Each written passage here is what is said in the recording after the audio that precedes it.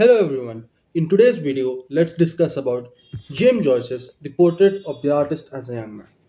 Talking about James Joyce, definitely he was a revolutionary modernist writer, and this book of his is a semi-autobiographical work. In this video, I will discuss about the narrative technique of James Joyce's A Portrait of the Artist as a Young Man.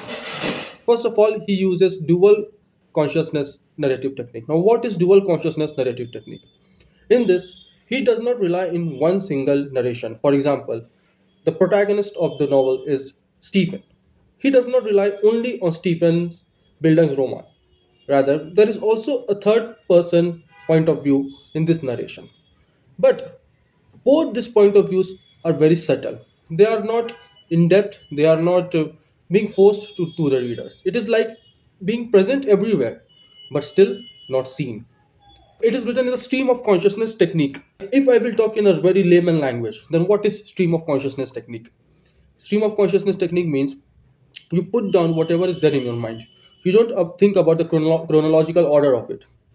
Like our thoughts does not come occur to us in chronological order. For example, if you're thinking about something, you will not think that okay, on that particular date this happened and after that that happened. Rather, it can occur from any instance to any other instance.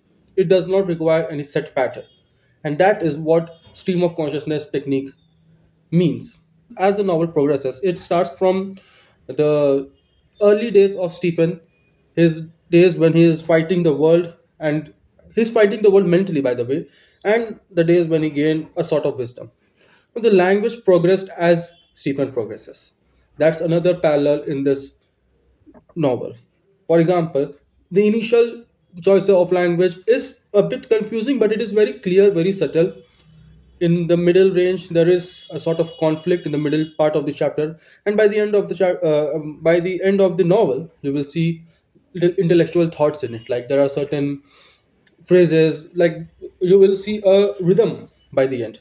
That is not only about this narrative technique, but that is also about how the character of Stephen develops by the course of the novel. To conclude about the narrative technique, the pattern which James Joyce follows is not exactly what the modernist writer used to do.